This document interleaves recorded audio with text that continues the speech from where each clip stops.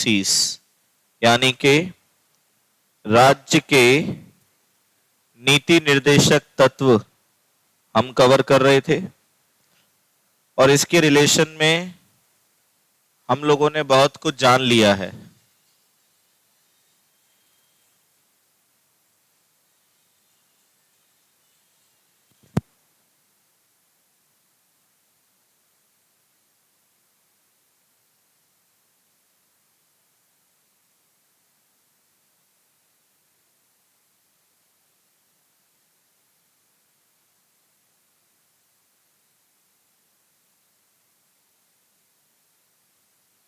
भारतीय संविधान के 4 में राज्य के नीति निर्देशक तत्व रखे गए हैं, जिसको directive principle of state policies कहा जाता है। और इसके रिलेशन में जो आर्टिकल है वो 36 से लेकर 51 के बीच में, जिसमें अपन ने 2 आर्टिकल्स को समझ लिया था कि 36 और 37। तो 36 में राज्य की परिभाषा है, जो वही है जो अनुच्छेद 12 में है, यानी केंद्र सरकार, राज्य सरकार, स्थानीय सरकारें, अन्य प्राधिकरण।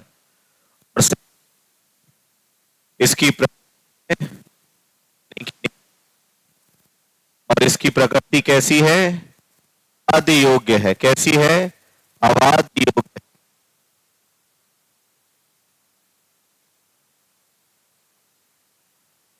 समझते हो ना कि आप इन तत्वों को लेकर कोर्ट नहीं, न्यायालय में चुनौती नहीं दे सकते। अब यहां से नीति निर्देशक तत्व के आर्टिकल्स चालू हो जाते हैं कि अब अपन 36, 37, 38 ये सब क्या है।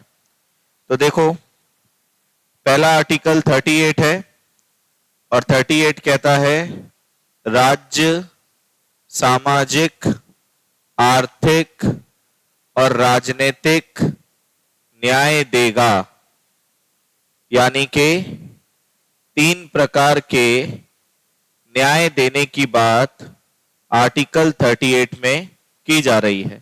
यानी कि सीधे मायने में सोशल, इकोनॉमिकल और पॉलिटिकल जस्टिस राज्य के द्वारा दिया जाएगा। अब ये कौन से न्याय की बात हो रही है? एक न्याय तो कोर्ट वाला होता है जो हम कोर्ट से लेते हैं, और एक न्याय होता है जो हमें बिना मांगे मिलता है। जैसे उदाहरण के तौर पे मैंने कल पहली क्लास में बताया था कि सपोज करो तुम्हारी मोटरसाइकिल चोरी हो गई। अब चोरी होने के बाद शिकायत पुलिस थाने में लिखवाओगे। पुलिस थाने वाले कब ढूंढेंगे, कैसे ढूंढेंगे, इसकी कोई हमारे पास गारंटी नहीं है। तो उसमें तुम्हें जो न्याय है वो मिलेगा कि नहीं मिलेगा ये पता ही नहीं है। लेकिन ये जो मेरे पीछे लिखा है अनुच्छेद 38 वाला न्याय, ये कहता है कि तुम्हारी मोटरसाइकिल चोरी हुई और 1 घंटे के अंदर पुलिस वाले उसको तुम्हें सौंप के चले गए। तो दोनों स्थिति में कौन सा न्याय अच्छा था? तुमने बोला, मिला कि नहीं मिला वो वाला, या 1 घंटे के अंदर गाड़ी आ गई वो वाला? सीधी बात है। तो सरकार के माध्यम से जो भी चीजें हमें बिना मांगे मिलती है उसे ही ये वाला न्याय कहा जाता है। जैसे सामाजिक न्याय कैसे मिल रहा है हमको? सरकार जो भी योजना या जो भी कोई भी काम करती है वो सभी के लिए समान है। जाति के आधार पे, धर्म के आधार पे या किसी भी क्लास के आधार पे कोई भेदभाव नहीं होता है। तो समाज में सभी लोगों को एक समान नजर से देखना, सारे कानून समानता से लागू होते हैं, उसी को सामाजिक न्याय कहा जाता है। राजनीतिक आर्थिक न्याय कैसा होता है? तो जो सरकारी नौकर होते हैं उनको वेतन जो मिलता है वो उनका आर्थिक न्याय है कि भैया 1 तारीख को तनख्वाह बिना बोले आ गई, हमें लड़ना झगड़ना नहीं पड़ा। उसके बाद सभी की एक जैसी होगी, यानी कि अगर एक ही लेवल के कर्मचारी हैं तो उनकी तनख्वाह एक जैसी होती है, ऐसा नहीं किसी की कम किसी की ज्यादा। और राजनीतिक न्याय कैसे मिलता है? इस क्लास में बैठा हर बच्चा 18 साल की एज पूरी होते ही वोटिंग का इस्तेमाल करने लगता है और साथ ही में राजनीति का हिस्सा भी बन सकता है। तो मतलब आपको वोटिंग का अधिकार भी है और राजनीति के हिस्सा बनने का भी अधिकार है। तो दोनों बातें समझ में आ गई। तो राजनीतिक, आर्थिक और सामाजिक न्याय जो हमारे देश में दिया जाता है वो आपको इसी फॉर्म में मिलता है। अब दिक्कत क्या है कि कोर्ट के द्वारा लागू नहीं है। अब हमें चाहिए वैकेंसी आज, लेकिन सरकार बोल रही है कि हम देंगे चुनाव के समय पर ताकि हमारा भी फायदा हो। नहीं तो आप ये चीज नोटिस नहीं करते कि राजनीतिक चुनाव जब आते हैं तो सारा अधिकार हमको मिलने लगता है। अब अभी एसएससी का एग्जाम हुआ, आप लोगों ने नोटिस किया होगा। तो एसएससी के एग्जाम में इस बार कहीं कोई सेंटर डाल रहा है, कहीं जगह जा रही है। मतलब इतनी बेवकूफी भरे काम एसएससी आयोग के द्वारा किए गए। मतलब शर्म आनी चाहिए इन लोगों को कि एस्पिरेंट का सेंटर अंडमान निकोबार पहुंचा दिया, ऐसे गांव में पहुंचा रहे हैं जहां जाने की व्यवस्था भी नहीं है। ऊपर से पेपर कैसे बना रहे हैं कि भैया मैथ्स के पार्ट में आप इंग्लिश पूछ रहे हो, इंग्लिश में जीएस पूछ रहे हो। मतलब स्टैंडर्ड ही नहीं फॉर्म कर पा रहे हैं। और उस चीज को लेकर जब कल हमारे भारत के शिक्षकों ने इस बात का विरोध किया तो 31 जुलाई की तारीख को इतिहास में काली तारीख के रूप में जाना जाएगा कि freedom of speech and expression, जिसमें हम केवल सवाल पूछने गए हैं। हम ये नहीं कह रहे हैं कि हमें जबरदस्ती नौकरी दो या जबरदस्ती पैसा दो, हम केवल ये पूछ रहे हैं कि आप ऐसा कैसे कर सकते हैं। उस पर उन टीचरों को जेल में डाल दिया गया। मतलब इतनी दुर्दशा हो रखी है कि जिसकी आप कल्पना भी नहीं कर सकते। और शिक्षक बेटा किसी भी देश की रीढ़ की हड्डी होता है, बैकबोन के समान काम करता है। आज वो 9 लाख अभ्यर्थियों के लिए लड़ रहा है जिन्होंने एसएससी का फॉर्म भरा था। आप मत दो उनको नौकरी, मत दो आप अच्छा पेपर, वो 9 लाख जो विद्यार्थी हैं जिन्होंने एसएससी की तैयारी की है वो क्या करेगा? कल से वही उल्टी सीधी हरकतों में जाएगा और देश का भट्टा बिठाएगा। मतलब हम समझते हैं कि किसी देश में आपदा आती है तो कुछ आपदा ऐसी होती हैं जो नेचुरली होती हैं, जैसे भूकंप आ गया तो हम कुछ नहीं कर सकते, सुनामी आ गई तो भी हम कुछ नहीं कर सकते, या कोई युद्ध जैसी स्थिति पैदा हो गई तो भी हम कुछ नहीं कर सकते। तो उसका मैं समझता हूं कि भैया स्थिति गंभीर है। लेकिन कुछ लोग जबरदस्ती की आपदा पैदा कर रहे हैं कि मतलब आप सोचो कि ये विद्यार्थियों के भविष्य के साथ खेला जा रहा है। अरे हम भी पेपर कराते हैं सर, हर साल कराते हैं, हर महीने कराते हैं, हर 7वें दिन कराते हैं। पेपर में कमी नहीं होने देते, 25-25 क्वेश्चन देते हैं, रिजल्ट आता है, सब टाइम पे होता है। नहीं हो रहा तुमसे तो हमें दे दो ये काम, हम करके दिखा देंगे कैसा होता है काम। लेकिन इतनी भी पागलपन की प्रकाष्ठा पार मत करो कि आप मजाक बना के रख दियो और टीचर जब बोलने आ रहा है तो उठा के जेल में डाल रहे हो। बताइए आप, ये हाल कर दिए हैं देश की। तो बस सामाजिक, हाँ चुनाव का साल होता तो सुनने को भी नहीं मिलता ऐसा कुछ, सब बढ़िया हो जाता। ना लोकसभा का चुनाव है ना किसी विधानसभा का। तो बोलो आर्टिकल 38 समझ में आ गया। अगला आर्टिकल क्या है? आर्टिकल 39। आर्टिकल 39 लिखता है state will implement certain policies, यानी कि राज्य नीतियों को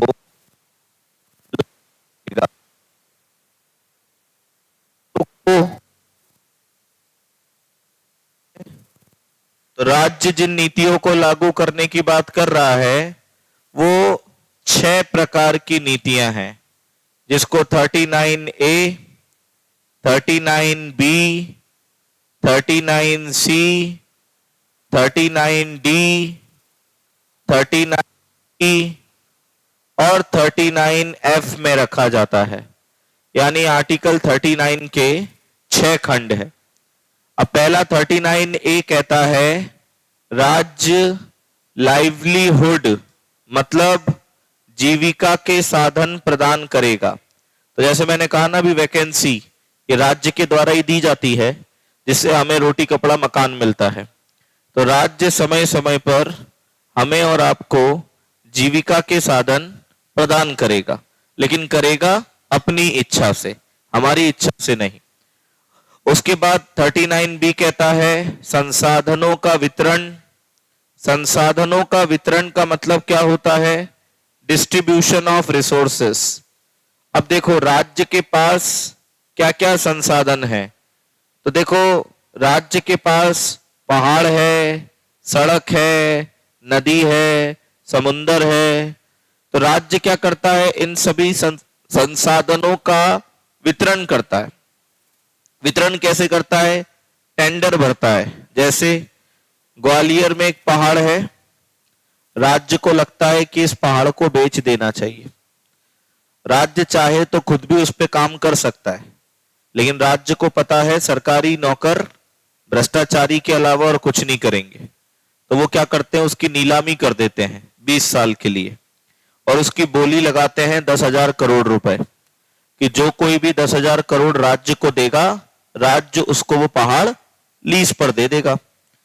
तो बड़े बड़े इसमें रसूखदार उतरते हैं और 10,000 करोड़ रुपए राज्य को प्रदान कर देते हैं, और राज्य वो 10 साल की लीज जो है वो उनको दे देता है। अब वो उस पे अपनी क्रैशर मशीन लगाते हैं और अपना जो भी गिट्टी, रेत, हीरा, सोना, चांदी जो भी हो सकता है वो निकालते हैं। तो बस सीधी बात यह है कि ऐसे कई सारे संसाधन हैं।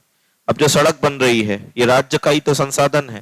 सड़क बनाने का ठेका मिल जाता है, से या चंबल से रेत निकल रहा है, सिंध से रेत निकल रहा है, शराब का ठेका दिया जा रहा है, पेट्रोल पंप का, इन सब का, ये सब मिलता है।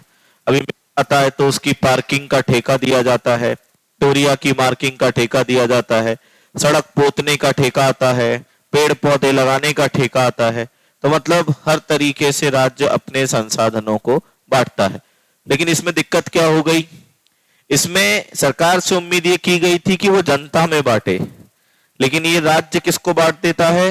नेताजी के नेताजी के ताऊ को। नेताजी खुद रख लेते हैं 2-4 खदाने, और नेताजी के भाई को। पहले भारत की राजनीति में ये सब नहीं होता था, इसीलिए नेता लोग बड़े सिंपल होते थे। लेकिन जब क्रैशर से ही 2 करोड़ रुपए हर महीने का आ रहा है, तो पैसा नेताजी की बोली में भी तो आएगा। फिर तो भैया एकदम वो रसूखदार बन के चलेगा और मारेगा कूटेगा सो अलग। तो यहाँ पे एक सबसे बड़ी समस्या ये देखी जा रही है कि जो संसाधन हम सबको मिलने थे वो अब एक परिवार तक सीमित रह गए, और यही चल रहा है सर। अब नेताजी पिछले 25 साल से विधायक हैं, तो पता पड़ा उस क्षेत्र के जितने भी संसाधन हैं, जितने भी ठेके हैं, सब उन्हीं के द्वारा उठाए जा रहे हैं। तो उनके पास तो पैसा दुगना तिगना चौगना हो गया, और एक आम आदमी गरीब का गरीब रह गया। तो ये चीज सबसे गलत है। बोलो बात समझ में आ गई? अगला है 39C। 39C कहता है concentration of wealth. Concentration of wealth का मतलब होता है आय का विकेंद्रीकरण। अब ये आय का विकेंद्रीकरण का मतलब क्या होता है? इसका सीधे सीधे मतलब ये है कि आय को बांटना है, एक जगह पर रुकने नहीं देना। अब जैसे मैंने कहा संसाधनों का वितरण, तो यार ऐसे तो यार अंबानी जो ग्रुप है वो सभी संसाधनों को अपनी मुट्ठी में ले सकता है, क्योंकि उससे ज्यादा पैसे वाला कोई 10,000 करोड़ का वो देगा 12,000 करोड़। तो पता पड़ा देश के सभी संसाधनों पर अंबानी ने कंट्रोल कर लिया। तो ऐसे में तो वो एकाधिकार पैदा कर देगा और देश पे राज करना शुरू कर देगा। तो सरकार इस पे भी ध्यान देती है कि कोई एक व्यक्ति के हाथ में सारे संसाधन नहीं आने चाहिए। अब रिलायंस का नाम बहुत बड़ा है, लेकिन हमारे देश में रिलायंस ऑटोमोबाइल इंडस्ट्री में नहीं है कि रिलायंस गाड़ी भी बना रहा है। उतर सकता है कि नहीं उतर सकता है? बिल्कुल उतर सकता है सर। वो तो जर्मन के इंजीनियर ला के यहाँ रख देगा और ऑडी BMW के तर्ज पर गाड़ी बनाएगा और जनता को सस्ते में बेचेगा। कहो तो शुरू के 6 महीने सारी गाड़ी फ्री, तो पता पड़ा रोड पे केवल रिलायंस ही रिलायंस दिख रही है। तो टाटा भी खत्म, महिंद्रा भी खत्म। फिर वो कहेगा अब हमारी गाड़ी 2 करोड़ की, अब लोग कहां से लेते हो? तो ऐसी स्थिति में हम उसको वो अधिकार नहीं देते। अब महिंद्रा गाड़ी घोड़ों में तो अच्छा है, लेकिन नेटवर्क में नहीं है, क्योंकि वो नेटवर्क में पीछे हट जाता है। कहो तो महिंद्रा भी अपनी सिम निकाल दे जियो की तरह, तो नहीं करेगा ऐसा। तो बस सरकार किसी भी तरीके से आय को बांटेगी, किसी एक हाथ में रखने देगी। बोलो बात समझ में आ गई। अगला है 39D, समान कार्य का समान वेतन। समान कार्य का समान वेतन मतलब equal pay for equal work. मतलब आप सीधी मायने में ये समझ लो कि महिला और पुरुष यानी कि मैन एंड विमेन, महिला और पुरुष को समान कार्य का समान वेतन दिया जाएगा। अब जैसे महिला और पुरुष दोनों आरक्षक हैं, कांस्टेबल हैं, लेकिन पुरुष कांस्टेबल तो गश्त पे भी जाता है, रात को ट्रकों की भी चेकिंग करता है। क्या ये काम महिला से करा सकते हैं? तो ऐसे में क्या पुरुष की तनख्वाह ज्यादा होगी? नहीं होगी। अगर वो समान कार्य में है तो वेतन भी समान दिए जाएंगे। तो समान कार्य का समान वेतन। 39 है स्वास्थ्य यानी हेल्थ। राज्य आपकी योग्यता के अनुसार आपको कार्य देगा स्वास्थ्य को देखते हुए। अब इसमें तुम्हारे सरकारी अस्पताल वगैरह सब चीजें आ जाती हैं, तो राज्य के द्वारा आपको दी जा रही है। तो हॉस्पिटल फैसिलिटीज, अब को 70-70 हजार रुपए तनख्वाह देता है, लेकिन ये डॉक्टर डॉक्टर नहीं काम कर रहे हैं, तब आदमी को यहाँ किस में जाना पड़ता है? Private hospital. मतलब इतना सब कुछ होने के बावजूद मध्य भारत में मरीज अगर प्राइवेट में जा रहा है, तो इसका मतलब है सरकार दोनों तरफ से बेवकूफ बन रही है, उधर डॉक्टर से भी और इधर हमसे भी। क्योंकि आप जब तक उसका निरीक्षण नहीं करेंगे समय पे जाके, तब तक ये लोग नहीं सुधरने वाले हैं। तनख्वाह पूरी लेते हैं, काम पूरा बेकार करते हैं। यही तुम प्राइवेट में जाओगे, साफ सफाई, डॉक्टर विजिट, सब चीज एकदम परफेक्ट मिलेगा। तो हम लोग सोचो जो सबसे जरूरी चीज होनी चाहिए, क्योंकि देखो गरीब आदमी को क्या जीने का अधिकार नहीं है क्या? और गरीब आदमी अगर छोटी मोटी बीमारी से मर रहा है तो काहे के विकसित हुए? गरीब को भी वो फैसिलिटी मिलनी चाहिए जो अमीर को मिल रही है, और वो तभी संभव है जब सरकार निरीक्षण करे। खर्चा तो कर रही है। अभी आप देखो ग्वालियर में 1000 बेड का अस्पताल बनाया, कितना बड़ा अस्पताल बना है, लेकिन उसके बावजूद अगर आप प्राइवेट में जा रहे हो तो इसका मतलब सरकार का दुर्भाग्य है कि वो अपना काम अभी तक सही नहीं कर पा रही है। तो बस स्वास्थ्य से संबंधित सारी चीजें इसमें। और बच्चों का संरक्षण, बच्चों के साथ गलत शोषण ना हो, तो उसके संरक्षण को लेकर जो नियम बनाती है वो सरकार इसके तहत बनाती है। तो चाइल्ड प्रोटेक्शन इसमें आ जाता है।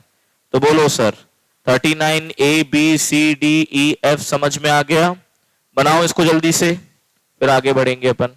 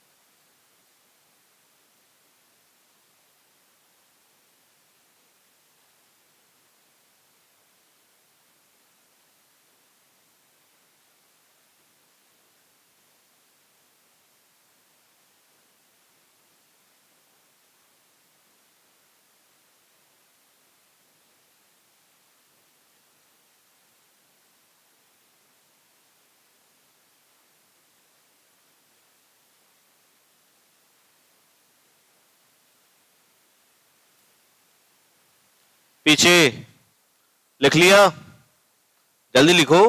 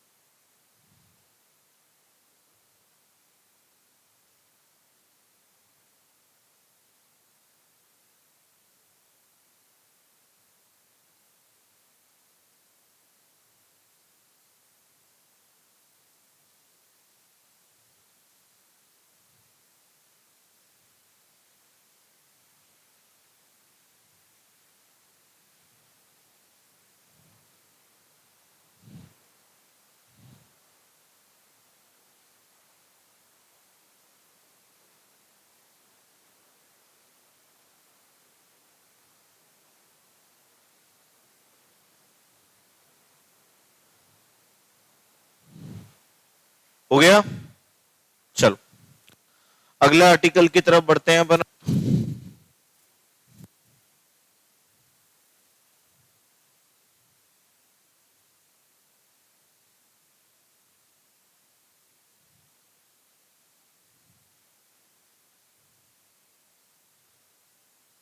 देखो बोर्ड पे ध्यान देना सभी लोग। अब नेक्स्ट आर्टिकल जो हमारे सामने आएगा दैट इज 39 क्लॉज ए। अब आप कहेंगे सर ये तो यहां पे भी है। बोले ये स्मॉल ए है जो खंड के रूप में काम करता है, और जो कैपिटल ए होता है बेटा वो अमेंडमेंट को रिप्रेजेंट करता है। अमेंडमेंट का मतलब होता है संशोधन। तो जब संविधान में कोई संशोधन होता है तो उसे कैपिटल ए में दिखाया जाता है। तो जो कैपिटल ए है वो 42nd कॉन्स्टिट्यूशनल अमेंडमेंट एक्ट 1976 के थ्रू जोड़ा गया, और इसके तहत मुफ्त विधिक सहायता को शामिल किया गया। अब ये मुफ्त विधिक सहायता क्या होता है बेटा? तो जैसे हमें भारत में मुफ्त स्वास्थ्य सहायता दिया जाता है, उसी प्रकार से भारत में लीगल एड भी दिया की व्यवस्था। क्या मतलब है? तो देखो हमारे देश में न्याय बहुत महंगा है। एक अच्छा वकील अच्छा पैसा लेता है, और पैसा हर किसी के पास होता नहीं, तो बेचारा गरीब ऐसे रह जाएगा। तो उसे न्याय दिलाने के लिए राज्य ने कहा हम तुम्हारे साथ हैं। राज्य वकील को इसमें देता है और यह है कि वो गरीबों को मुफ्त में न्याय प्रदान करे। जैसे अस्पताल में डॉक्टर होता है, उसी न्यायालय में सरकारी वकील होता है, उसको पब्लिक प्रोसिक्यूटर के नाम से जाता है। तो ये जो फ्री लीगल एड है इसका उद्देश्य केवल और केवल गरीबों को न्याय दिलाना है, ताकि वो न्याय से वंचित ना रह जाएं। बोलो बात समझ में आ गई? उसके बाद अगला आर्टिकल है 40 ग्राम पंचायत का गठन। तो देखो सरकार का ये दायित्व है कि वो ग्राम पंचायत को गठित करे। Formation of gram panchayat. अब ये ग्राम पंचायत क्यों जरूरी है? तो देखो भैया ग्राम पंचायत गांव का विकास करने के लिए बहुत महत्वपूर्ण इकाई है, और भारत गांवों से मिलके बना है। तो अगर आपने गांव को विकसित कर दिया तो भारत तो अपने आप ही विकसित हो जाएगा, लेकिन अगर आपने गांव को विकसित नहीं किया तो भारत कभी विकसित नहीं हो पाएगा। तो ग्राम पंचायत को स्थापित करने का एक ही उद्देश्य है, गांव को करना। बोलो बात समझ में आ गई? उसके बाद अगला अनुच्छेद है 41। 41 कहता है काम व शिक्षा का अधिकार। मतलब काम व शिक्षा के जो अधिकार हैं वो राज्य के द्वारा दिए जाएंगे। तो अब आप बताओ भारत में काम को लेकर कोई अधिकार है? बिल्कुल है। भारत सरकार ने मनरेगा योजना लागू की, और मनरेगा योजना के तहत 100 दिनों का रोजगार भारत की जनता को सरकार की तरफ दिया जाएगा। कुछ 225 रुपए इसमें सरकार की तरफ से आपको दिए जाते हैं, 7 दिन में 6 दिन आपको काम करना होता है और 7 घंटे की शिफ्ट होती है। इसमें जो सारी काम, तालाब खोदना, ताल बनना, स्कूल बनना, लगभग 65 दिनों में 100 दिनों का रोजगार आपको मनरेगा के तहत दिया जा रहा है। और रही बात शिक्षा के अधिकार की, तो अपन ने इससे पहले वाले भाग में पढ़ा था 21 क को 86वें संविधान संशोधन 2002 में जोड़ा गया और 6 से 14 साल के बच्चों को शिक्षा का अधिकार दिया गया। तो आज की डेट में शिक्षा का अधिकार 6 से 14 साल के बच्चों के लिए है। बोलो, काम और शिक्षा समझ में आ गया। अगला है 42 बोलता है मातृत्व अवकाश, मतलब मैटरनिटी रिलीफ। बोले ये क्या होता है सर? अब देखो भैया, जो महिलाएं नौकरी में होती हैं, उन महिलाओं को जब बच्चा होता है यानी डिलीवरी के टाइम पर वो इतनी स्वस्थ नहीं होती कि वो खुद का भी ख्याल रख पाए और बच्चे का भी, तो ऐसे में उसको छुट्टी मिलनी चाहिए, ऐसा सरकार कहती है। तो मैटरनिटी होती है यानी 26 वीक्स। इन 26 हफ्तों का वेतन उस महिला को दिया जाएगा जो लगभग 6 महीने का होता है। अब इसमें क्या है, सरकारी नौकरी में तो मिल जाएगा क्योंकि सरकार को कोई दिक्कत नहीं है, प्राइवेट वाले दिक्कत दे देते हैं। क्यों? प्राइवेट नौकरी वाले सोचते हैं भैया 6 महीने इसको नौकरी रखना मतलब पैसे देने से बेटर है इसको हटा दूसरी नौकरी रख। तो ऐसे में तो उस महिला का नुकसान हो जाएगा यार, कि नौकरी भी गई और खर्चा भी बढ़ गया। तो ऐसी ही चीजों से बचने के लिए संसद ने 1961 में एक अधिनियम पारित किया जिसे मातृत्व अधिनियम कहा जाता है, मैटरनिटी रिलीफ एक्ट।